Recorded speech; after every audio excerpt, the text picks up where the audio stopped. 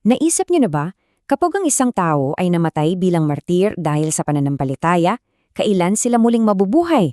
At ito ang mas malaking tanong, iisang beses lang ba ito mangyayari o marami pang kasunod? Ngayon, tatalakayin natin ang isang napakalalim na tanong sa teolohiya na babago sa pagkakaintindi natin sa mga huling araw. So ito talaga yung tanong, 'di ba? Iisa lang ba o marami? Kasi yung sagot dito, yun ang magsasabi sa atin kung sa panahon ng huling paghuhukom, may matitira pa bang mga banal dito sa lupa. Kaya naman, napaka-critical ng tanong na ito. Okay, so para malinaw, ito yung magiging takbo ng usapan natin.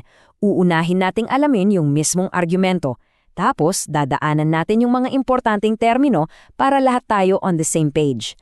Pagkatapos, yung mismong ebidensya kung bakit iisa lang yung pagkabuhay ng magulit. At sa huli, may isang tanong na siguradong nasa isip nyo, at yan ang sasagutin natin. Okay, game. Simulan na natin sa pinakapuso ng argumento. Ang lahat ng ito ay umiikot sa isang ideya na kapag nangyari na ang first resurrection, wala na, as in zero, na banal na matitira sa lupa para harapin yung huling paghatol. Tingnan natin kung paano yan nangyayari. Ang susi para masagot to, ayon sa ating pinag-aaralan, ay nasa tamang pagkakasunod-sunod ng mga pangyayari. Mayroon kasing isang specific na timeline sa Biblia, at kung maiintindihan natin yung bawat step, doon natin makikita yung sagot. Pero teka muna, bago tayo dumiretso sa timeline na yan, kailangan muna nating i-define yung ilang mahalagang salita. Isipin nyo na lang na ito yung ating mga tools para kapag binuunan natin yung argumento, malinaw sa atin ng lahat. Unang-una, itong tinatawag na first half week. Ano ba to? Ito yung napaka-critical na panahon, 3.5 taon kung saan yung halimaw o yung beast ang maghahari. At para sa mga banal, ito yung panahon ng matinding pag-uusig. Dito mangyayari yung pagiging martyr nila. At ang galing nga no, kasi sa Biblia, iba-iba ang tawag dito. Minsan 42 buwan, minsan 1,260 na araw, o kaya yung medyo misteryosong panahon, mga panahon at kalahati ng isang panahon. Pero lahat yan, iisang time frame lang ang tinutukoy, 3.5 taon pa rin. Okay, pangalawang termino, yung first resurrection. Linawin lang natin ha, ang pinag-uusapan lang natin dito ay yung pagkabuhay na mag-uli ng mga naging martir. Sila yung babangon sa isang bagong katawan, isang espiritual na katawan na hindi na kailanman mamamatay.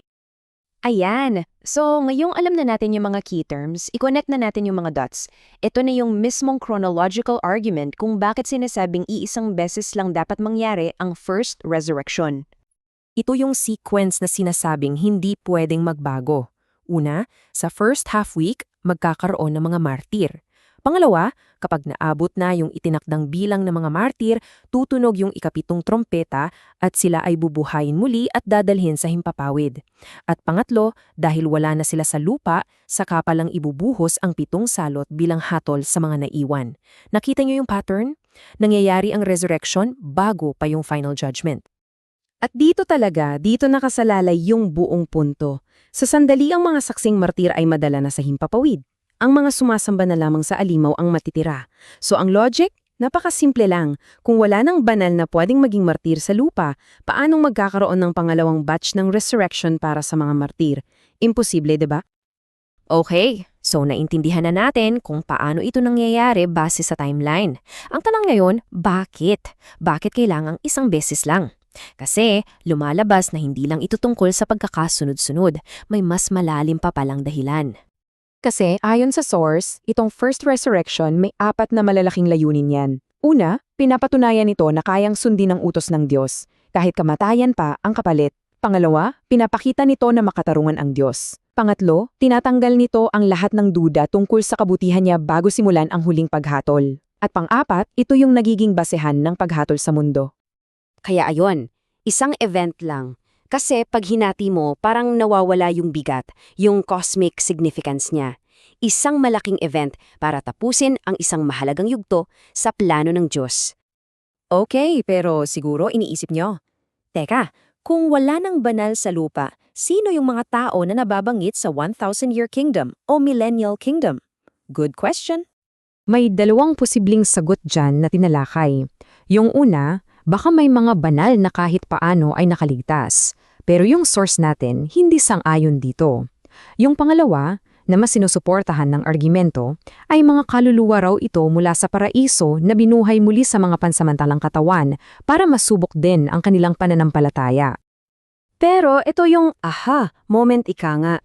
Kahit alin pa dyan sa dalawang yan ang totoo, hindi nito binabago yung original na argumento natin. Kasi wala sa dalawang sitwasyong na yan ang nangangailangan ng pangalamang resurrection ng mga martir papunta sa eternal, spiritual na katawan. So buo pa rin yung argumento. At para patibayin pa yan, ginamit ng source itong talata sa Revelation, maghintay pa kayo ng kaunting panahon hanggang sa mabuo ang bilang ng inyong mga kapwa lingkod. Yung phrase na mabuo ang bilang, yan ang nagpapatunay na may itinakdang numero. Kapag puno na, tapos na, final na. So sa huli, dito tayo bumabagsak. Isang natatanging kaganapan para patunayan ang isang walang hanggang katotohanan. Isang beses lang pero napakabigat ng epekto. Ito raw yung sukdulan ng isang cosmic na pagsumbok. At ang tanong na naiiwan sa atin ay, ano kaya ang ibig sabihin nito para sa atin sa mas malawak na plano ng lahat? Yan ang isang bagay na sulit pagnilayan.